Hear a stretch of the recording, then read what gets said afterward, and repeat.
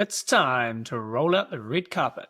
Limited Release 29 is a red IPA brewed with a complex grist of malts and a big blend of heavy-hitting American hop varieties, showcasing bold citrus and berry fruit characters on top of a luscious red toffee malt cushion.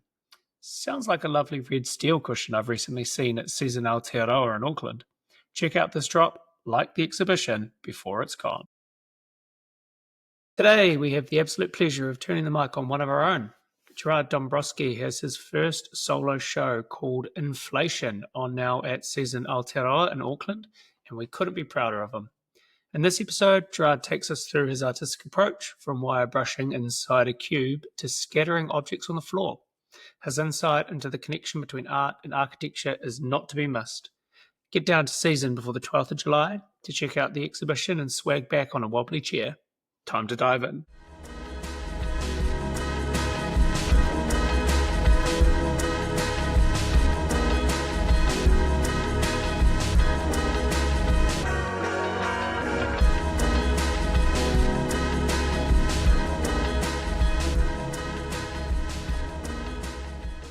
I'm super keen to pick your brain about the exhibition and how you put it together and how it's gone and all that sort of jazz. Also think it's worth probably just giving a quick congratulations to Ben, architect Ben. We haven't done that on the pod yet. Well done, buddy. Stop it. No one even knew I wasn't. Yeah. Welcome to the club. We're now three architects. You can now speak with validity on this show. Know. I've leveled up. No, it feels good. It's like a chapter that took me 10 years to close, but yeah, got it done. Made it over the line. You get to pay all that. The team. Get to pay all those exorbitant fees and ramp up your insurance. I haven't done any of those things yet, but early days. Getting around to it. Yeah. No, it feels good. It actually does feel good. Nice, bro. Nice. Yeah, congratulations. And look at that sweet new beer architecture branding. Yeah, I like it.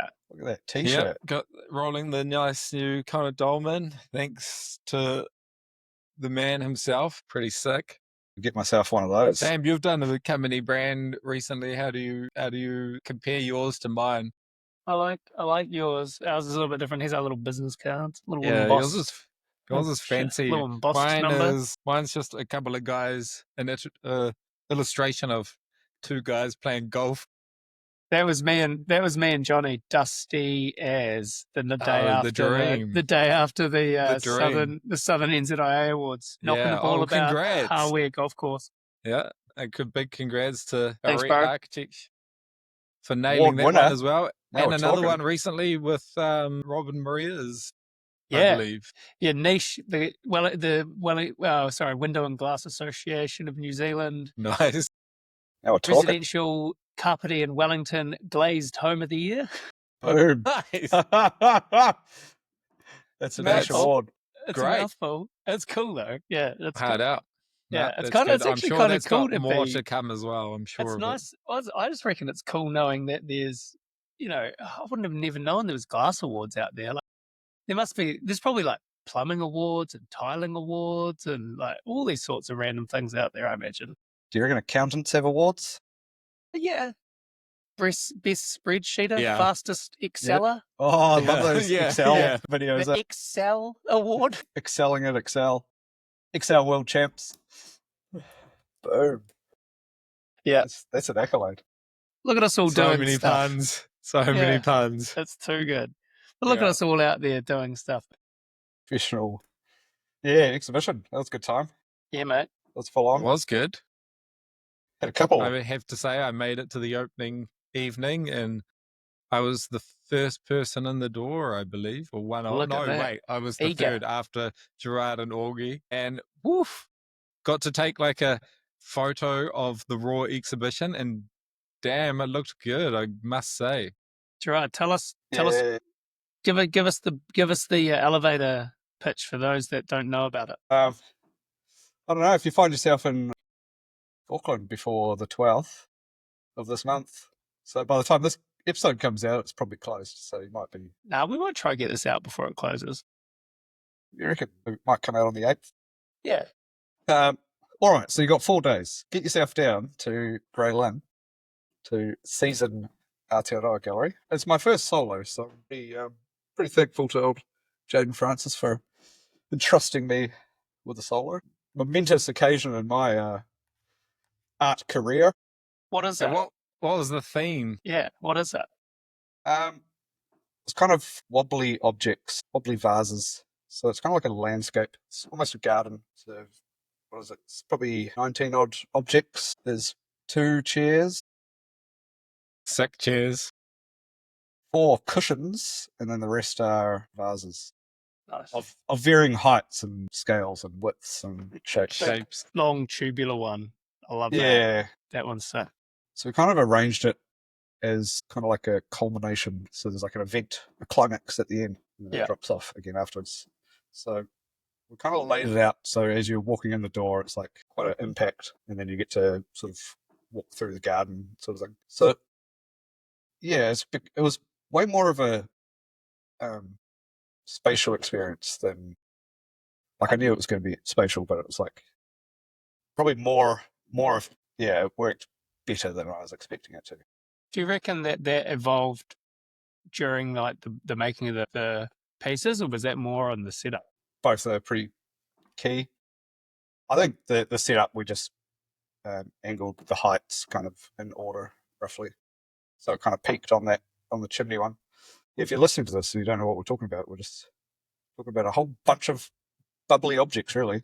Yeah, so it's just a room full of hydroformed objects. But the way I put it together was pretty instinctively. Like, we've talked about my design process quite a bit by now. So it's like, didn't draw many. I drew some stuff at the very end, just before I was making the chimney, as like how I wanted to arrange the space. Like I needed that vertical element in there. Is that sketch you put up on your Instagram? No, that's just a drawing of the actual right. exhibition. But I don't know if that's entirely true, Gerard, because you actually sent me a digital version of what your concept was, I guess, and it was definitely like kind of like scattered objects. Shaping. Like someone's like walked in the door with a tray of vases had fallen over, and like it's kind of like scattered over the ground. Yeah, you showed us that at the end of a recording one day. But I think at that time you were thinking that they were going to be candle holders. Oh, no. Or was it always vases? Oh, it was a vase. Wait, is it vases or vases? Oh, don't get into that. I don't even know. Potato. God. Yeah, like there's definitely some, trying to figure out what I could fit on a sheet of steel as well. So there's a little bit of loose massing. And on the back of your truck. That was just luck. I don't know how you fitted them all on there. That one was not planned at all. I just got lucky. That's maybe do a bit of planning next time. Do your best and jib the rest. Silicon the rest. Yeah, like, because, well, it was straight off the back of Mayfair, which I made a hydroformed table and 2 stools that had a rock on it, which I was lucky enough to have a awesome couple buy that. So that meant I had one less thing that I was planning to have in my show at the previous time. So then I had like a month of full send in the workshop, really. It was pretty hectic. Nearly had a heart attack. Didn't take a day off. You almost died afterwards. Let's not dwell too much on that, but worth probably noting. We'll get to that. This man works hard. So, hydroforming, for anyone out there who doesn't know, is basically he welds all these objects in a shape together, and then it also welds a tap connection, and then uses a water blaster to pump it full of water so the steel shape expands outwards in kind of an organic, random form, and then basically, cuts the tap off, welds it, and cleans it all up, and that's the object. Does that sound about right, Gerard? Pretty much bang on. So, and I have to say, I think like there was a couple of my favorite objects. Obviously, the coffee table was like a easy win, but I think my personal favorite object was the rocking chair, where it's like basically like this big hydroformed cube So it was kind of steel cube with some kind of roundness, and that natural roundness from the hydroforming created like a natural rock, and then just cut out the seat area and filled it full of cushions. Looked so cool and was actually crazy comfortable, and the rocking worked so well. That's sick. Definitely the most comfortable chair I've made, which was the intention. That was a win. That was one of the ones that was designed beforehand. That was in my mind. It's been part of Mum's house project. So in my mind there'll be that one, and then like a sofa version of it. Has she got dibs on that? Well, hopefully it sells. Yeah, she might get V2, but wait, was the sofa going to be like a 3 times that? Yeah, just the same thing. Is it rocking as well? So you got like 3 people sitting on the couch rocking back and forth? Yeah, that's cool. That'd be kind of fun, eh? All very annoying. Yeah, probably the latter. Imagine 2 young siblings, like worse than sitting beside each other in a car. Yeah. Yeah, that scale I found was really fun to hydroform because it's quite a big shape. A lot of water. When I made that... Maybe 1 cubic meter of water? Yeah, essentially. But when I made that, like the whole rockiness became more feasible as a concept in itself. It's kind of a strong enough movement, an idea to kind of tie an exhibition together, I thought. So pretty much, well, all of the objects are rocking objects, and the tippier ones all have concrete in the base, or the smaller ones that, like a flower, may overbalance it. Those have concrete at the bottom as well. Did you cast the concrete in, then kind of like weld the form up around it, then hydroform it? Pour some concrete in the bottom? Or just pour concrete in the bottom at the end? Yeah, so I had to drill a hole to weld in the hydroform spout. The vase spout. Because they're still functioning vases, but just with a little bit of welded tube in there. Sure. So we just rammed brick mortar in there. Nice. The thing I liked about the ballooning effect of the hydroform is there was somewhat of like a negative detail around the bottom. So like that rocking aspect also created like a real nice kind of negative detail where it's kind like of makes it like a shadowed exactly. A shadowed line around the bottom that makes it seem like it's floating. That's was cool. Really cool. Yeah, I like that. When you're making them, Gerard, do they ever just explode? Definitely, yeah. Cool. Yeah, the shape might have corners that don't want to hydroform very well. Like a tight inside curve will ultimately pop pretty quickly. Yeah. Buttons tend to pop pretty quickly.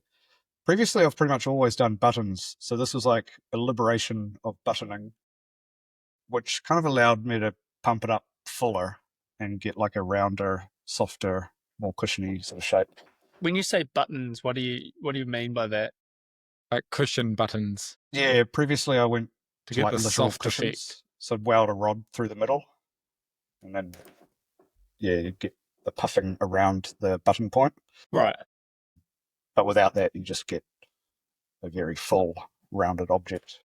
Because ultimately, people use hydroforming to make spheres. So if you weld up a very basic circle net, if you turned all the triangles down in your computer model, so like 2 circle caps and some cones, then you could pump that out into a perfect sphere if you pump it hard enough. Right, crazy. So that's how. What PSI are you putting into that beast? I actually have no idea. Put a pressure reader on my first ever hydroform, and I've never put one on since. What was your first one? Can you remember that? It leaked like a sieve, so it's like 4 bar or something. And are you allowed to talk about some of your more ambitious future projects? Yeah, the scale of a gallery is really exciting, but at the same time, it kind of fuels this need, which initially was the whole point of the workshop in my mind. Initially, was building research or a place you'd learn, but ultimately you'd want to tie it back into architecture. So I think I've pushed the hydroforming quite far now in the art sculpture realm, and it would be pretty nice to push it into the architecture realm. And I think it's just very feasible to. I need to do maybe a small like shed for like a desk as a prototype for some other bigger potential projects we have coming up, we were looking to hydroform some more 30 square meter sort of size buildings. That's a lot of water. Yeah, that's a lot of water. That's a lot of water. So we're still in like the feasibility side, of, I guess, of this, because it's, I don't know, I don't know of any hydroform buildings. That's like 90 cubic meters of water. Liters is that? A lot. You may as well, like, you just have this beautiful hydroformed building and then an Olympic swimming pool beside it, and you just take the water from one into the other. Well, I've been talking to a mate who has a farm. You'd want to do it midwinter, surely, so there's no drought. Yeah. Your neighbours might not like you. Yeah, as long as you do it somewhere where you're not paying for water. Ideally, somewhere where, I don't know, let's say it's 70,000 litres or something. You want somewhere where, if and when a weld explodes, it doesn't compromise anything. Where all that water goes. Yeah. And then you're going to have some pretty, I don't know, some tight health and safety measures in place. So nobody's You're not going to want to like flood some houses out or something. Yeah, you probably not really one to do. Not really one to do in situ. Nah, you don't. Not maybe for a rural property. Rural property would be a mean one to prototype. Yeah. But you wouldn't want to be near it either while it's got filling water in up. it. Boom. So then there's, I don't know, lots of little things to think about. But it's kind of where my mind goes immediately, is jumping to those little problems. It's kind of cool, dude, that you're looking at a way to transfer this learning and this knowledge. Because one thing I thought about through all of this is you've done so much of it, and quite intensively as well. You haven't grown tired of this line of inquiry yet. Yeah, it's stranger. Yeah, it's cool. I mean, I reckon it's awesome. It's kind of cool to hear that you haven't grown tired of it, but more like quite the contrary. It's sort of growing. Yeah. It's growing your ambition, which is pretty interesting. Yeah, and I think, I don't know, I'm somebody who jumps Next, you'll be doing office blocks. Hydroformed planet. I want to make it the biggest cube in the world. Meters. And it's just what the Death Star was. The Death Star. The ultimate hydroforming goal. The Death Star. Well, there's another idea of explosive forming, which could be... Chuck a stick of dynamite inside. TNT in there? Yeah. My little brother's an armourer, so I wonder... Somewhere... There's probably not... Maybe mining people would have more explosives people, which you could probably get involved. So there. Dried ice and water? There's a possibility there. That's Have a play with the process a little bit.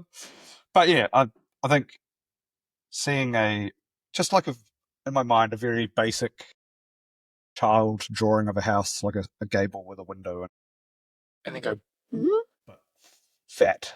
Yeah. And then like you puncture through these like real crisp door and window. I think could be, and then it's in like polished stainless or something. It's kind of too an appealing idea to pass up on. Yeah, man. Needs to be acted on.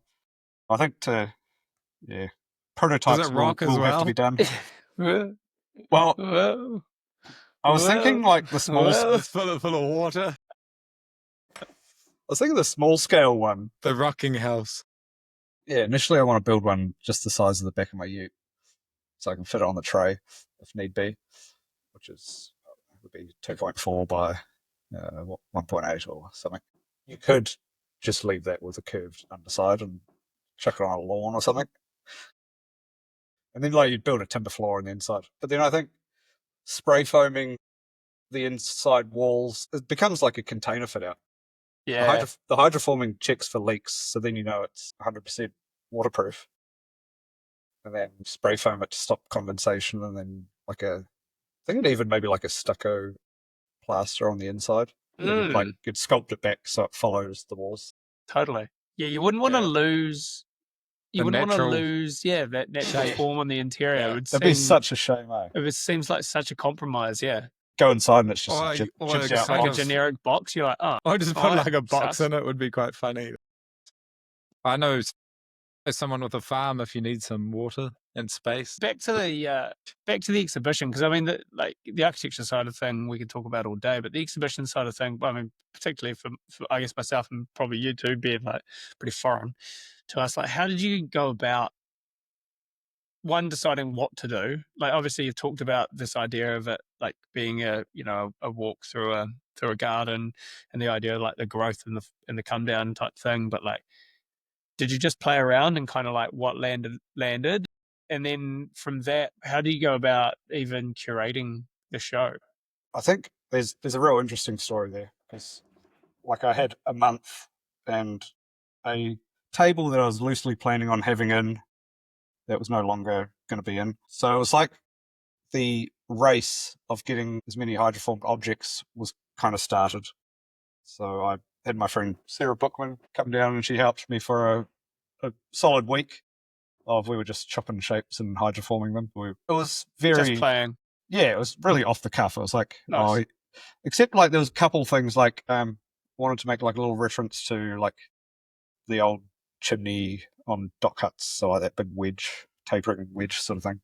It's like a motif that I've been playing with a little bit. That was like the first one, and then we started making shapes, and then I made like a little archway one, and it just seemed very cute. So then that led to a double arch bench. But the aqueduct one is sick. I really like that. I loved that one. It worked out really well. Hope somebody takes that home. Another table that I have, which is another rock table, which I was initially building for the art fair, but then I realised I had way less space than I thought I had. And this one was like full-size dining table, which is kind of like a lattice. It was like two bits of steel, 2 bits of steel, 4 bits of steel, 4 bits of steel. So it's like a reference to Kingo Kuma's Bridge Museum, which is like a central pole and then like layering up of timber that goes up and holds the building. Real beautiful building. So like, this table has like, and it's all stainless, so it's like a whole different language to like the cushion stuff. So then I was in my mind planning like a couple of those sort of layering up ideas, and ultimately I ran out of time. And I built the table, but it was slightly wobbly in the corners. Everything sits on a 38mm solid stainless bar, which is like, you pick up the bar and you're like, there's no way I'm bending this. And then as soon as you build a table, and then you like press on the end of the table, you can kind of you can see the bar like wiggling a little bit. Damn. It's amazing how much like a little lever arm will do to... Yeah. How heavy is that table? Pretty heavy. The top's 2.2 by 9 or 950 3mm. So there's a lot of steel there. Yeah. And then you got the layering up of lots of steel fins as well. It looks beautiful, and it's on like the base is a bit of white marble cut off of one of Joe Sheehan's Fed Street sculptures. So there's like a really nice story to the table. And then it had 6 stools that I was planning as well, which were like circle walnut drums. So like just perfect circle tubes. Mm-hmm. Which I have all the material for now. In a month to build, so pretty much everything in that show, and then that table and chairs. And then in my mind I needed like more steel fin things to offset to read within that landscape of hydroformed objects to place these other things. I think running out of time essentially was the best thing for me, because left to my own devices I just make too many things. And I think the show's good because it is restrained, and that it's like one object, 2 materials, red and stainless. And then it's just like the landscape and the flowers kind of get to speak to each other. Yeah, and I can see it being, because it's quite, I mean, it's a beautifully cultivated space, but it's it's not an enormous space, right? So you could see it filling up pretty quickly and almost being overwhelming. Yeah, it's 16 meters by like 4.8.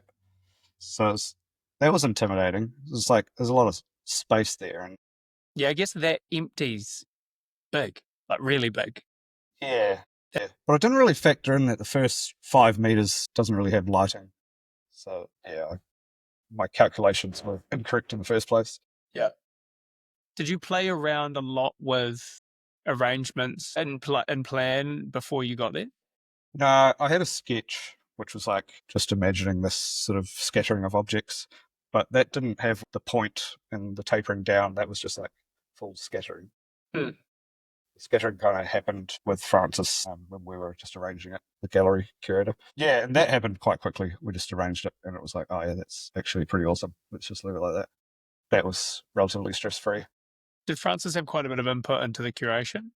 Or was it a bit of like a collab between you guys, or was it more driven by them? Or loosely, but it was, I guess, mainly it was like, oh, Gerard, where do you want to put your things? And yeah, I guess he'd stop me on the doing floor. He'd stop me doing anything stupid. Yeah.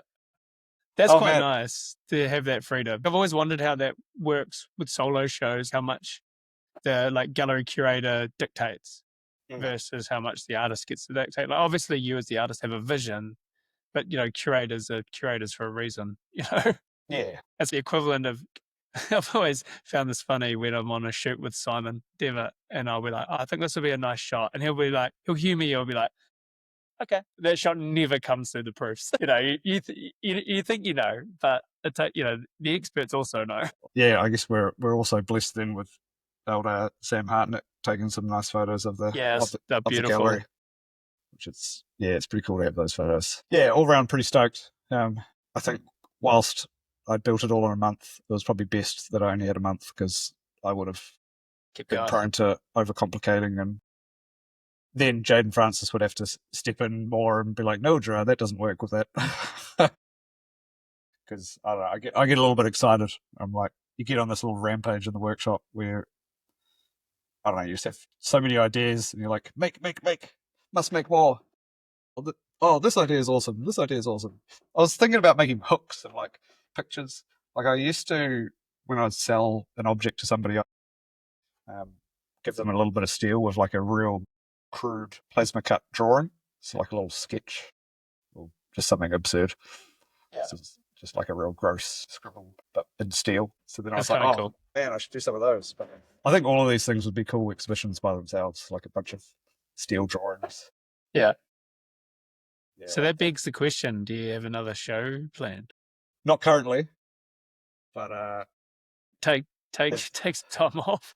There's many in my mind. Yeah, I guess that then leads us to the probably overdoing it for a month and then kind of having a weird thing on the side of the road, way to Wanganui for the night. But yeah, I think I may have just overdone it on a weird spasm working front.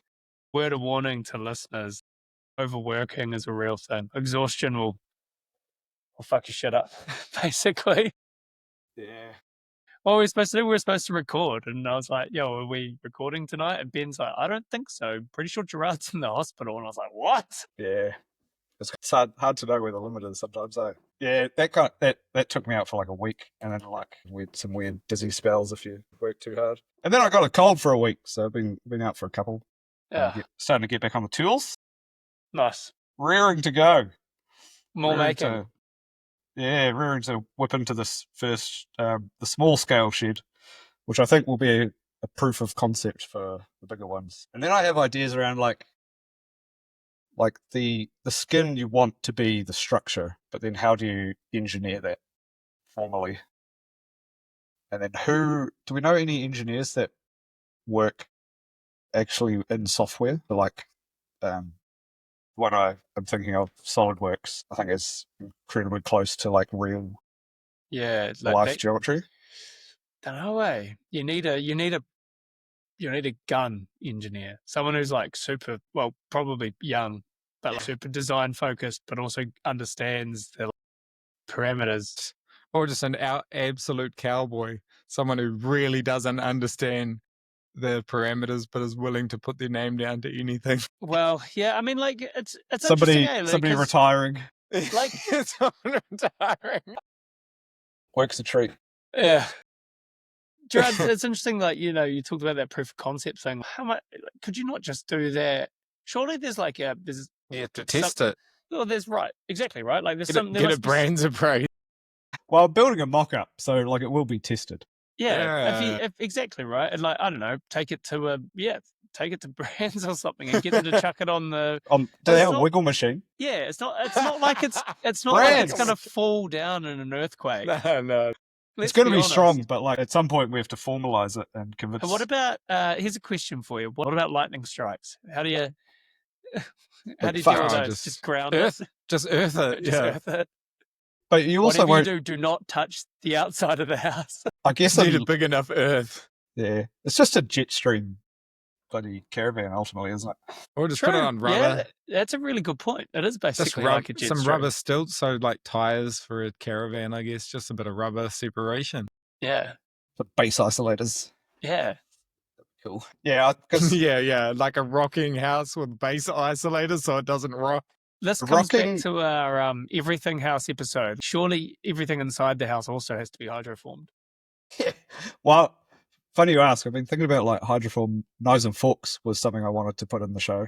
I made a couple plates of hydroform some plates. Well, you just get like weird chubby handles, like just kind of comical. That is my other recent research. Is if you're going to weld a shed, then you kind of have to be certified. So I've been looking into welding certs. Oh, right. And I'm going to send some tests away to the testing people to see how dangerously far away from my welds being good enough for weld cert. So then that can inform as to whether I have to get somebody else to weld up a shed or not. What are they testing for that? Like how strong your welds are and that sort of thing? Yeah, they'll do an X-ray because it'll be stainless. So they'll do an X-ray and then a breakage test, I think. Right. And then it's you have to do it supervised. You essentially follow a recipe. What you Interesting. But it doesn't sound as terribly difficult as I anticipated. Because I guess I've never had to weld anything structural before. I just weld chairs and vases. Yeah. Usually you don't have to get a building consent for a vase. Yeah, well, how would you go about getting... I mean, I guess if it's under that... Well, it's under 70 square meters now, you know, you can kind of skirt the realms of consent not there. Really. It still needs to technically meet the building code. Yeah. Still needs to meet the building code. But where in the building code does it say that you can't build a house completely out of steel? It just has... There's just durability and stability clauses, right? I don't think that's an issue. I think the only issue is being a certified welder and having an engineer that's okay with it. Give you a producer statement. Yeah, worst comes to worst, you build it, you weld up a roll cage essentially inside of it. Mm. And like that's easy. Push that's easy enough. That's like you know how I talked about rolling house. You know, I talked about the Disney, not the Disney, the Guggenheim Bill Bauer, and how it's just basically like lattice work all behind it. It'd still be kind of cool. Kind of have you could create that like cavity void and fill that with foam when your lattice work structure. It's a bit of a shame though, isn't it? Like it would lose its purity. The idea is don't do that. Skin, just get skin as structure. Call it a day. Yeah. No one wants to see an ugly. I don't want to see one of those things in a car, let alone a house. You'd never see it. Like it would be spray foamed over. Yeah. So either way, you'd never see it. Well, yeah. That's our contingency plan anyway. Nice. Is this just for lols, or have you got like a client in mind, or is it purely just? I've weirdly got a couple people interested. I think it's epic that people want to entertain this kind of thing. Has that come through the exhibition, or has that just come through other channels, or both? One of each. Cool, nice, man. That's awesome. You don't want to count your chickens. Yeah. What I really love. I'll make a little shed. What I really love, and you sort of talked about it when you're thinking about what items to create. You were using architectural motif as a design driver for your art show, and now you're kind of using your art show as a design driver for your architecture. That's sort of like this nice cyclical thing. I really like that. It's a nice seesaw. Yeah. Yeah, I've just been writing some answers to some interview questions for a write-up on the show, and I've been kind of talking about that, how it like started in the workshop as doing that reference to the architecture, but then architecture references, like my spiky table was like a reference to one of Ishigami's buildings on that university in Japan, and then vice versa, you get the same influences going back and forth. What architecture was the inspiration for the pool noodle couch? That was door stops. It was like draft stoppers. I built this. Was it not pool noodles? No, it's made out of pool noodles. Yeah. Initially, I had that project in my mind for like 2 years, and I was planning on making it out of sewn, comical-looking draft stopper snakes with like googly eyes and the breathe stoppers where you put them to seal off the underside of the door. Yeah, the old school. Yeah, hilarious. Tie some snakes together. In a world where design speaks louder than words, what story does your space tell? At Aotearoa Acoustics, they believe great design is more than aesthetics. Every product they create strikes a perfect balance between form, function, and sustainability, made to enhance how a space sounds, looks, and feels. From using recycled materials to pioneering carbon-negative wool, their commitment is to help you shape environments that inspire people and respect the planet. Explore the future of acoustics design at aotearoacoustics.co.nz. How like Zaha modelled, they engineered one of her buildings purely on software because it was like too complex to engineer. I think like SolidWorks, if you 3D scanned the shell of like the hydroformed house, SolidWorks is like a pretty powerful tool for stress analysis. Right. Which is like dangerously close to real life.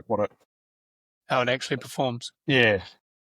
So I imagine like there's software now that is pretty comparable if you type in what gauge steel. So then you basically just try to find an engineer that works in SolidWorks. Well, I know one.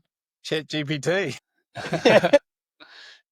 Gerard won't do it. Gerard won't do it. He won't do it. If there's any listeners out there, if there's any listeners out there that aren't ChatGPT, that are proficient in SolidWorks, ChatGPT is always listening. Don't do it, man. Yeah, I was talking about this the other day. I think like the little hydroformed house is like the first proper like delving into trying to create an architecture that AI probably wouldn't come up. That's a big positive for me about this line of inquiry. So if we can keep things down that road, unrobotable. Yeah, I quite like that idea. Keep it away. Keep it random enough that it can't be learnt. Basically, is that it? Yeah, that's what I think.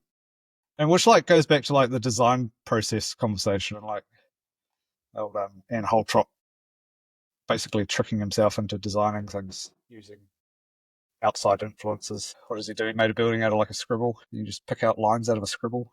Or like ink droplet drawings, and then you're like, that's my floor plan. It's very like strange, arbitrary sounding things, but fun processes too.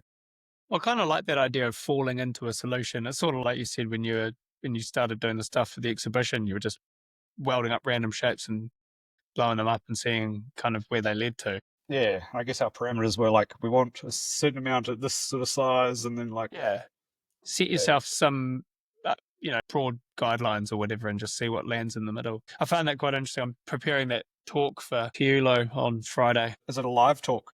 It is live. Yeah, I was peeking it around how you kind of like develop yourself as a designer a little bit.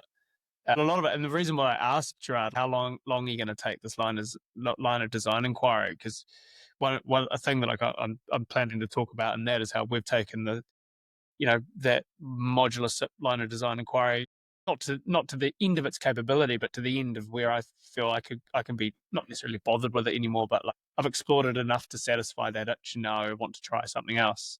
So it's interesting to hear you say that you're still intrigued by the hydroforming thing.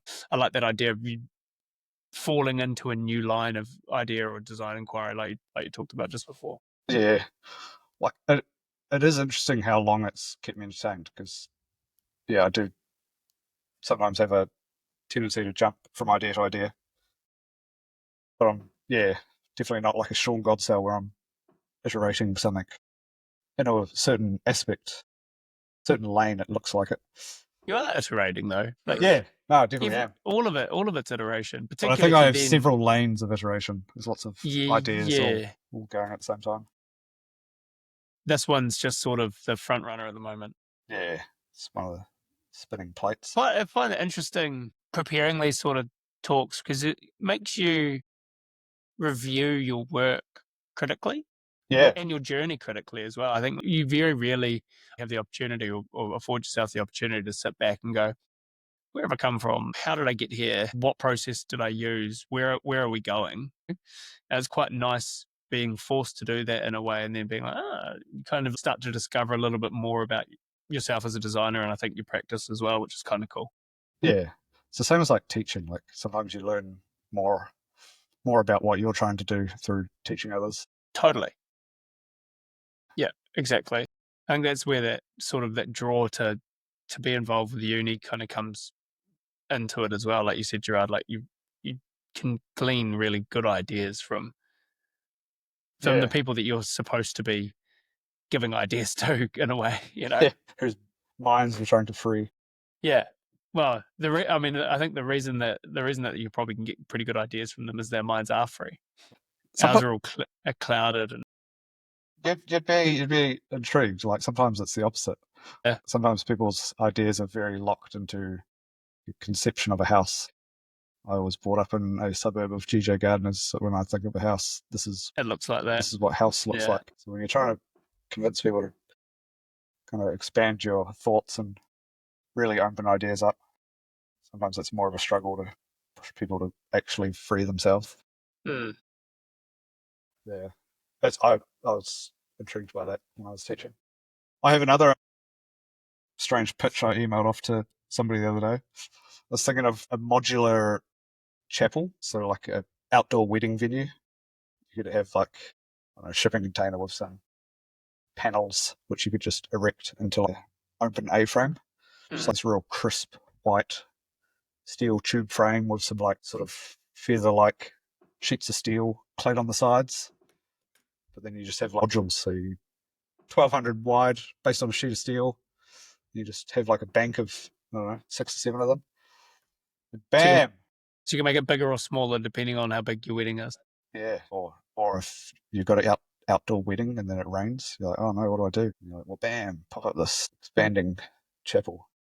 Who did you send that to, may I ask? I've got a friend who's a wedding photographer. Yeah.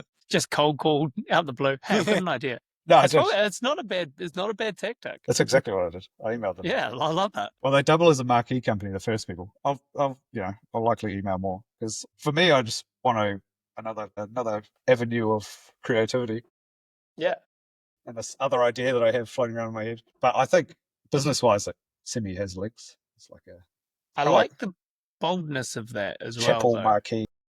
Because I think you've said it before, Gerard, and it's another thing that I've come to think of a lot is, waiting for the right client to explore an idea. It's just never going to happen. So you kind of need to push that stuff onto people instead of waiting for someone to come and get it. You've given it out there, and that way you you almost guarantee the right fit in terms of a client, rather than having somebody come to you and then be like, "Oh, I've got this crazy idea. What do you reckon?" And they're like, "Oh, I don't really know." Yeah, I'll probably. True. There's plenty other. But if you don't ask, you don't know. Wedding companies that I can pitch it to. Yeah. Well, I also did it without any pictures, so it's like. Yeah, like, so you tried to describe it. Yeah, can you communicate this with words? So that'll be the real. Imagine if that goes ahead and I didn't even give them a picture. Like, do you then create your own hire company for rentable church chapels, rentable wedding venues? You might have to test it yourself first, mate. Well, that's generally the way I do things, isn't it? Yeah. If you can't find the right client, be the right client. Yeah. Yeah, you could build like one module and then you just. I've done that before. You build one thing and then you move it in the photograph, so then it looks bigger. Yeah. Yeah. Done. Easy. Don't even have to build. Only have to build one module. Until somebody's like, "Hey, I've got this big wedding coming up. I need 16 of your modules." Get them to put down a deposit, and you just build 16 or 15 more. Yeah, we've all heard how much Gerard can get done in a month. Yeah, just have a big weekend, Yeah. Sounds like it was a month on, 2 weeks off, though. Yeah. Yeah. That's just oil rig work, isn't it? Yeah. Yeah, I'm in the mines. Yeah. You probably could be coming home from work looking like you've been in the mines that much grinding. It does, man. There was a couple of days where I started making that chair. That was the one thing I had started making before. and it had rusted over. So I had to wire brush that, and it took me like a day of wire brushing. And wire brushing inside of a cube. Oh my God. Like, yeah, shit was everywhere. Gross. Nowhere was safe. So Oh, that was a very dirty shower. The painted ones, are they mild steel, not stainless? Yeah, they're all electro-galv, with the exception of that chair, which for some silly reason I didn't buy electro-galv. Everything seems to rust in my workshop, so try to buy electro-galv or stainless where possible. Yeah. I guess the red oxide as well is like a kind of a New Zealand reference. I think it's classic New Zealand colour. Yeah. Lots of sheds and lots of primers back in the day were probably red oxide. Yeah, any old building, you pull it apart, will have red oxide steel in it.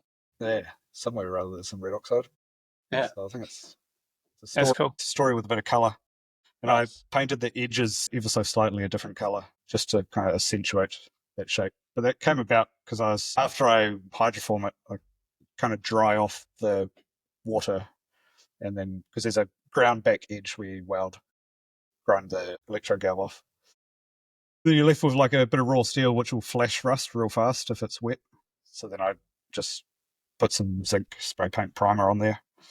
And then it kind of created like a grey surface with a slightly darker grey on the corners. And them just hanging out in the workshop with me, I was kind of became quite into that accentuated edge. Kind of seems to emphasise the pillowiness like a little bit. Cool. Another happy accident. Yeah. So the whole thing was lots of happy accidents. Moving as you go, which, yeah, it was really fun to put together. What's the name of the show? Inflation. The happy accident. Yeah, happy. Inflation. Nice. Yeah. Season Gallery. Yeah. Season Gallery. If you go, make sure you give things a little prod. See it wobble. See it wobble. Are you allowed to sit in the chair? Yeah, as long as you haven't got like sharp studs on your pants or a dirty bum. Nice. It's pretty comfy, so have a seat. Do you know if you sold many pieces? Yeah, we've sold 9 things so far. Cool. So sold a good chunk. Nice, man. Well done. People like things enough to like want to take them home and live with. One funny one was a guy on opening night kicked one of the cushions accidentally, just because it was packed in there. And then everything's on the ground, so you're kind of asking for it. Yeah. And he was like, "Oh no, I kicked it." And I think in the end he argued that it was fate. It was like, no, it wants me. He's like, "Can I drill a hole in the back of it and mount it on the wall?" And I'm like, "Yeah, sure, yeah." It's like just like a roughly 400 by 400 stainless cushion, which I think would be a beautiful wall hanging. Yeah. Yeah, it's a great idea. Yeah. I would have put things on the walls, but yeah, wanted to really be a bit relentless on the floor surface. Nice that he checked with you, that it wasn't going to like compromise your vision or anything. Yeah, it's very nice. Over a couple of beers. Yeah. It was well of a night. That was very fun. There was a lot of people there. Very stoked that lots of people came. So if you're listening to this and you came, big thanks.